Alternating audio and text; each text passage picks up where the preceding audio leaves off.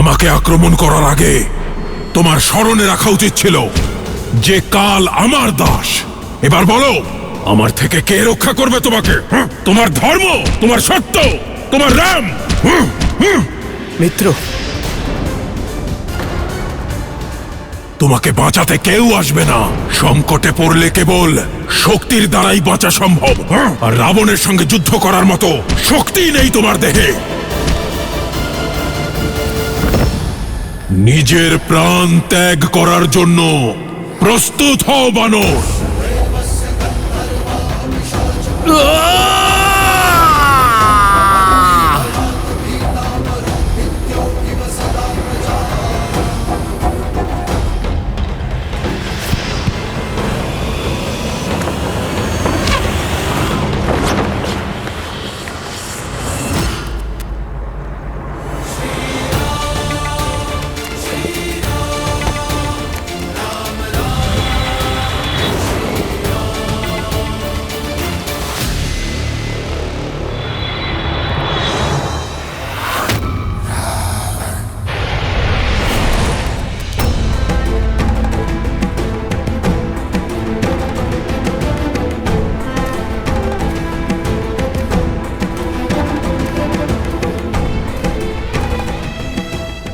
আপনি একজন রাজা মিত্র, আর একজন রাজার এত উত্তেজিত হওয়া উচিত নয়। আমরা ধর্মযুদ্ধ করতে এসেছি, অতর্কিতে আক্রমণ করতে নয়। আপনি আমাদের সেনাদলের প্রধান সেনাপতি। এভাবে উত্তেজিত হওয়ার কারণে যদি আপনার কিছু হয়ে যেত, তাহলে বানর সৈন্যদের কি উত্তর দিতাম আমি? দেবী রোমাকেই বা কি উত্তর দিতাম?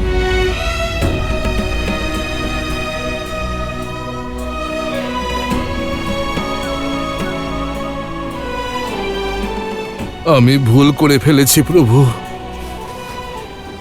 আবেগের বশে খুব বড় ভুল করে ফেলেছি।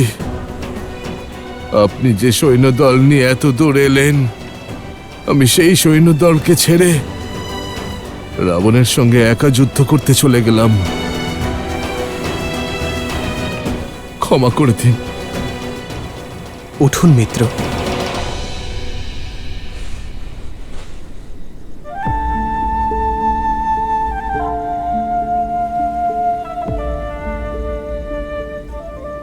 আপনি যুদ্ধের নায়ক,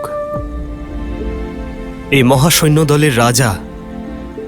আর একজন নায়কের কর্তব্য হল সকলকে একসঙ্গে নিয়ে চলা। নিজের নিয়ম পালন করুন, কেবল এই মুহূর্তের জন্য নয়, ভবিষ্যতের কথাও ভাবুন।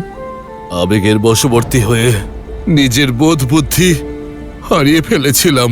রাবণের ওপর অতর্কিতে আক্রমণ করার দুঃসাহস দেখানো ভুল ছিল, কিন্তু নিজের ভুলকে সংশোধন করার প্রয়াস প্রশংসনীয়। নিজের সাহসের পরিচয় তো আপনি দিয়েছেন, এবার আপনার সামর্থ্যের পরিচয় দিন। আমরা শত্রুর সম্মুখে দাঁড়িয়ে আছি, আপনার বানর সৈন্যদলকে পথ দেখান, ওদের জন্য উদাহরণ স্বরূপ হন, আর এই যুদ্ধে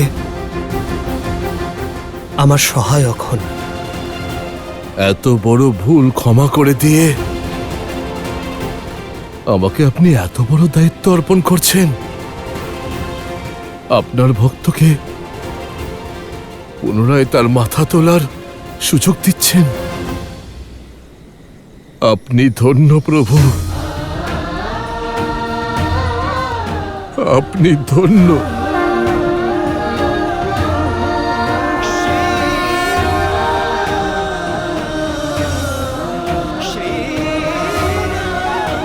জয় শ্রীরাম, জয় শ্রীরাম, জয় শ্রীরাম, শ্রীরাম, জয় শ্রীরাম, শ্রীরাম।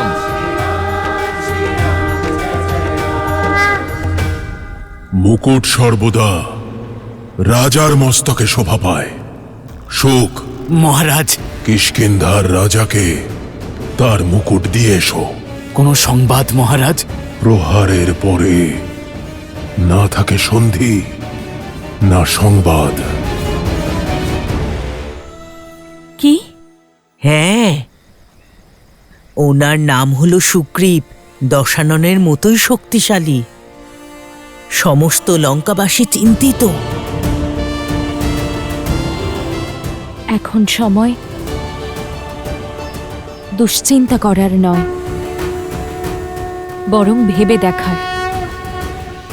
ভেবে দেখো, যে সেনাবাহিনীর একজন বানর লঙ্কেশের মস্তকে প্রহার করতে পারে, তাহলে যখন সেই সেনাদের নায়ক স্বয়ং রাবণের সামনে এসে দাঁড়াবেন, তখন উনি কি করবেন, কি হবে তখন?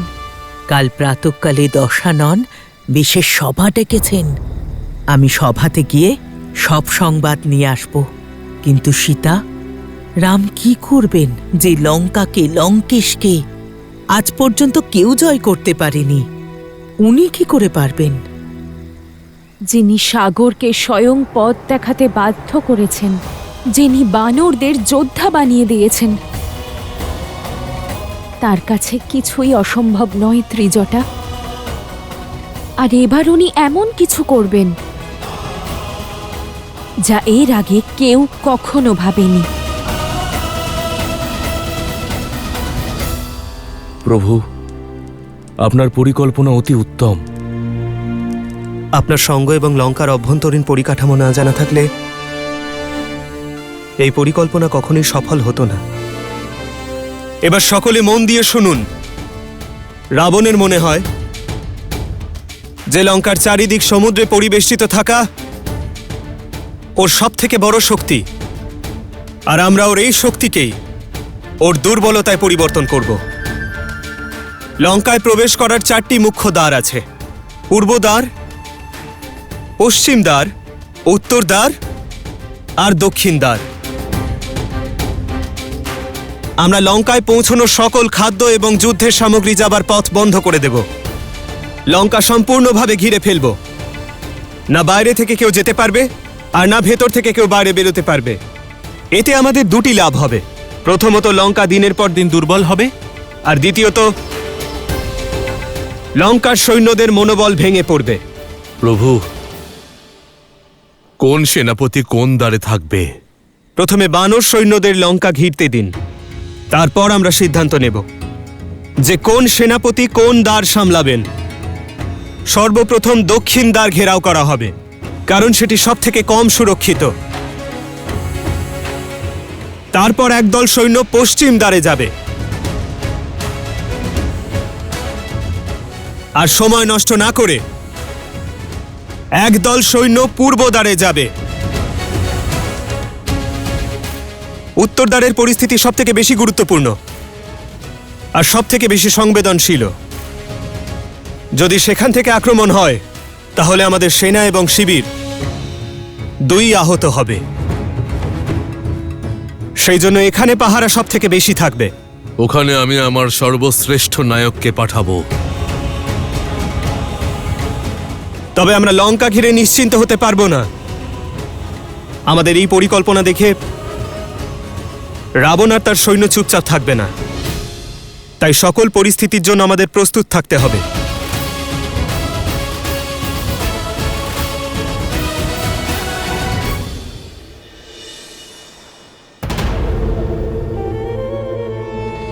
মহারাজ, 16 কোটি বানর রাজ্যকে চারিদিক থেকে ঘিরে ফেলেছে। সকল দুয়ারেই বানরদের আধিপত্য।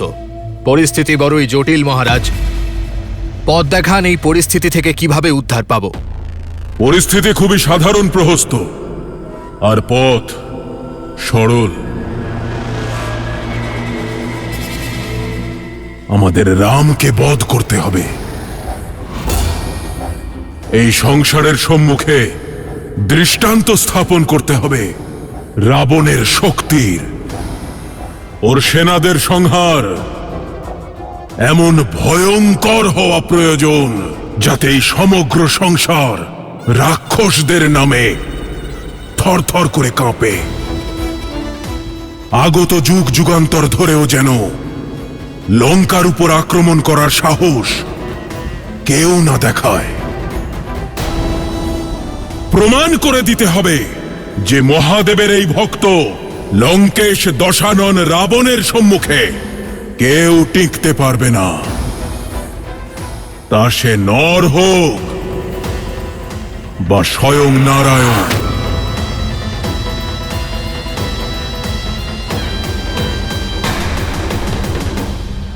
তুমি প্রস্তুত? লঙ্কার শত্রুদের রক্ত ঝরানোর জন্য আমার তলোয়ার অনেক দিন ধরে অপেক্ষা করে আছে। তাহলে লঙ্কার যুবরাজ আর আমার সর্বোচ্চ সেনাপতি হওয়ার দায়িত্ব পালন করো। যুদ্ধনীতি প্রস্তুত করে অগ্রসর হও। তোমার সকল সিদ্ধান্তে আমার সমর্থন রইল। রাম আর ওর বানর সেনা অনুমানও করতে পারছে না যে কত বড় বিপদ ঘনিয়ে আসছে তাদের উপর।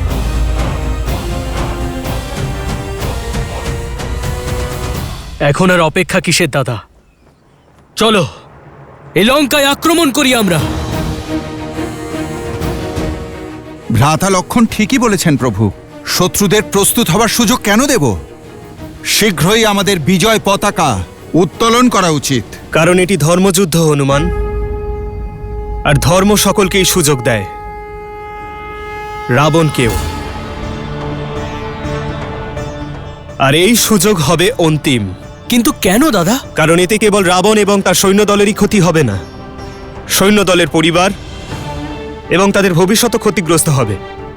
তাই শ্রেষ্ঠ যুদ্ধ হল যুদ্ধ না হওয়া, আর সব থেকে ভালো যুদ্ধনীতি যুদ্ধ প্রত্যাহার করা। তাই শান্তি প্রস্তাব পাঠানোর ব্যবস্থা করা হোক। রাবণকে এই অন্তিম সুযোগ দেওয়া আবশ্যক। প্রভু, কিন্তু এই শান্তি প্রস্তাব নিয়ে কে যাবে? জাম্ববান, আপনি সব থেকে বেশি অভিজ্ঞ এবং জ্ঞানী। আপনিই বলুন, কাকে পাঠানো উচিত হবে? প্রভু, লক্ষণের ক্রোধের সঙ্গে আমরা সকলেই পরিচিত। সেখানে রাক্ষসেরা যদি কিছু করে বসে আর লক্ষণ নিজের ধৈর্য হারিয়ে ফেলে, তখন আপনার পরিকল্পনা অসফল হয়ে যাবে। আর হনুমান তো আগেই লঙ্কার ভক্ষক এবং লঙ্কেশের শত্রু হয়ে গেছে। তাকে পাঠানো অবসর নয়, যুদ্ধের সংবাদ দেওয়া হবে। আর মহারাজ সুগ্রীব কাল যা করেছেন, তারপরে রাবণ আর তার মধ্যে কোনো বাক্যালাপ হতেই পারে না। নল আর নীল সেতু নির্মাণে সক্ষম হলেও তারা বাক্যালাপে ততটা প্রখর নয়। আমাদের এমন কাউকে দরকার যে ন্যায়প্রিয় এবং শান্তিপ্রিয়, যে শক্তিমানও এবং বুদ্ধিমানও, যে বাকচাতুর্য এবং বাহুবলে নিপুণ, যে আচরণে সংযমী এবং একজন রাজার সঙ্গে কথা বলার যোগ্য পদে রয়েছে, যে আগামীর রাজা।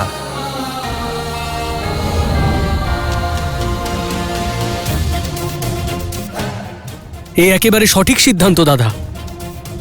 শান্তি প্রস্তাব নিয়ে অঙ্গদের যাওয়া উচিত। অবশ্যই প্রভু। অঙ্গদ আমার শিষ্য, ওর যোগ্যতার উপর আমার পূর্ণ বিশ্বাস আছে। অঙ্গদ, প্রভু, আমি সেনাদের মধ্যে সবচেয়ে ছোট, আর এত বড় দায়িত্ব আমার ওপর।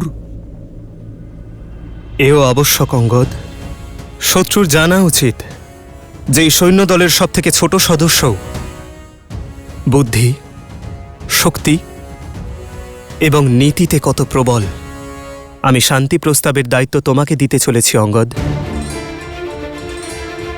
এই কার্য অত্যন্ত গুরুত্বপূর্ণ এবং কঠিনও। আমি আপনাকে হতাশ করব না প্রভু। জানি অঙ্গদ, আমার বার্তা রাবণকে স্পষ্ট ভাষায় বুঝিয়ে দিও। বলে দিও এটি অন্তিম বিকল্প এবং অন্তিম প্রস্তাব। যদি এখনো সে জেদে অটল থাকে, আমার সীতাকে ফিরিয়ে না দেয়, তাহলে যুদ্ধই অন্তিম বিকল্প হবে, আর রাবণের অধর্মের লঙ্কার বিনাশ হবে।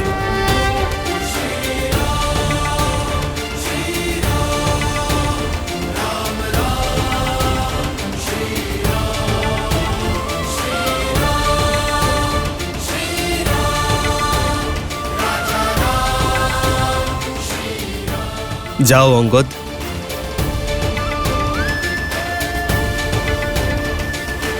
জয় শ্রীরাম। জয় শ্রীরাম। অঙ্গদ,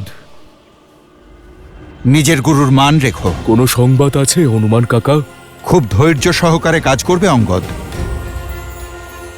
আবেগের বশে সিদ্ধান্ত নেওয়া একেবারেই অনুচিত। কিন্তু হ্যাঁ, যদি কেউ প্রভু শ্রীরামের নামে কটু কথা বলে আর তাকে অপমান করে তাহলে একবার স্মরণ করো যে তুমি কার শিষ্য।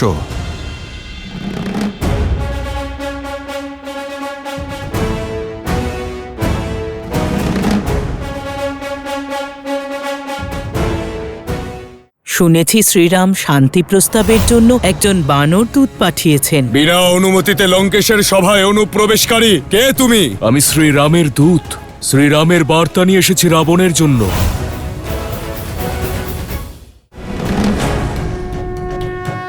জয় শ্রীরাম। আরে কেউ লঙ্কেশকে সংবাদ দাও, ওই বানর আবার এসেছে। আরে অস্ত্রাগারের ভান্ডারটা রক্ষা করো, আবারও আমাদের লঙ্কাকে না জ্বালিয়ে দেয়।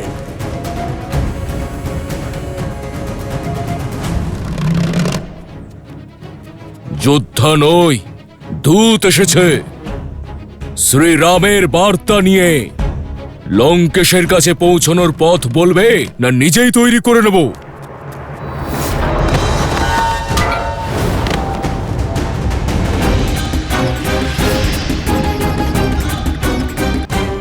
আরে ওরা আবার ফিরে এসেছে।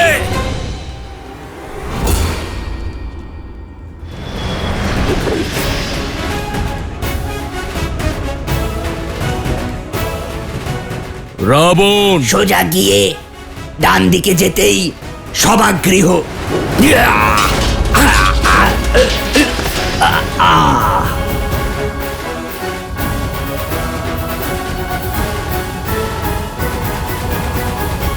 নিতে দাও রাবণকে যুদ্ধের প্রস্তুতি। জয় শুধুমাত্র ধর্ম আর ন্যায়েরই হবে। আমার শ্রীরামের হবে ত্রিজটা। শুনেছি শ্রীরাম শান্তি প্রস্তাবের জন্য একজন বানর দূত পাঠিয়েছেন। কেন? যুদ্ধের আগে উনি কেন পাঠালেন দূত? এটাই তো পার্থক্য ত্রিজটা, আমার শ্রীরাম আর রাবণের মধ্যে।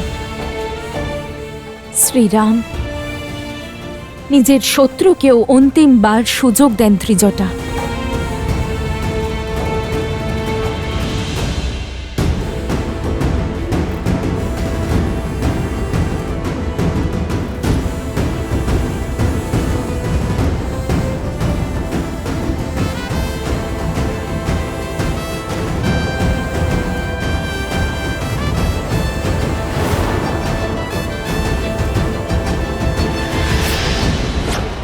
আরে আরে বসে থাকুন, আমি তো কেবল শ্রীরামের দূত।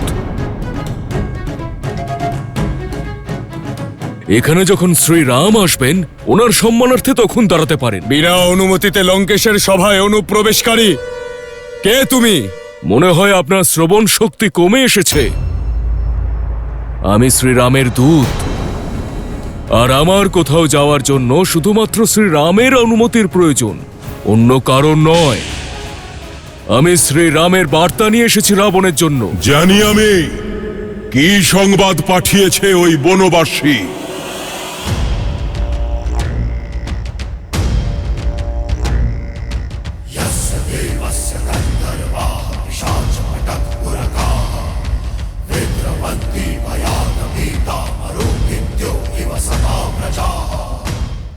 যদি তুমি এখানে বালিপুত্র অঙ্গদ হয়ে আসতে তবে স্থান অবশ্যই পেতে, কিন্তু ওই বনবাসী আর তার মর্কট দূতের জন্য এই লঙ্কায় কোনো স্থান নেই।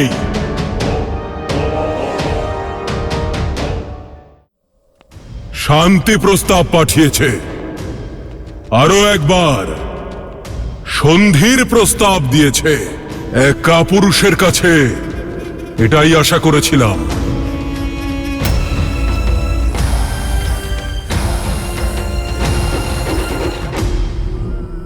আর দেখো পাঠিয়েছে কাকে। একে তো বানর, তার উপরে বালক, প্রতিনিধি প্রতীক হয়ে থাকে। যে পাঠিয়েছে তার ব্যক্তিত্বের।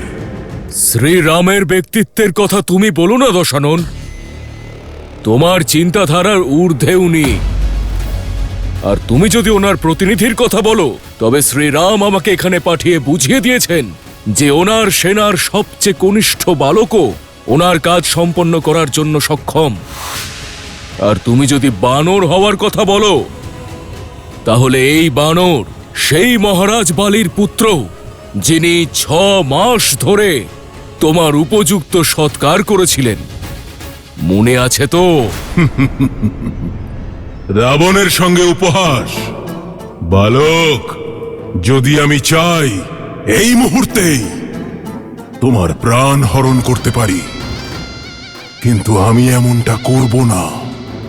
কারণ তুমি আমার মিত্র বালির পুত্র, আমার পুত্র সম। আর মিত্রদের মধ্যে যুদ্ধ শোভা পায় না। কত লজ্জাজনক কথা এটা যে কিষ্কিন্ধার যুবরাজ, কিষ্কিন্ধার ভবিষ্যতের মহারাজ এক বনবাসীর চরণের দাস হয়ে বসে আছে। সেই বনবাসীর যে তোমার পিতাকে ছলনার দ্বারা হত্যা করেছিল। এমন তুচ্ছ কাজ তোমার শোভা পায় না। তুমি তোমার ব্যবহারকেই তো তুচ্ছ প্রমাণ করছো দশানন। কিষ্কিন্ধার যুবরাজকে, শ্রীরামের দূতকে নিজের সভায় বিরাজমান হওয়ার উপযুক্ত স্থান না দিয়ে, আর আমাকে উপযুক্ত স্থান না দেওয়ার অর্থ তুমি আমার প্রভু শ্রীরামকে অপমান করছো। আরে আমি সহ্য করতে পারবো না। তাই প্রথমে তুমি আমাকে তোমার সভায় উপযুক্ত স্থান দাও, তারপরে আমি তোমায় শ্রীরামের বার্তা দেব। যদি তুমি এখানে বালিপুত্র অঙ্গদ হয়ে আসতে, তাহলে স্থান অবশ্যই পেতে। কিন্তু তুমি এখানে সেই বনবাসীর দূত হয়ে এসেছ, যার জন্য তার নিজের রাজ্যেই কোনো স্থান নেই। যে দাঁড়ে দাঁড়ে ঘুরে বেড়াচ্ছে, সেই বনবাসী আর তার মর্কট দূতের জন্য আমার এই লঙ্কায় কোনো স্থান নেই।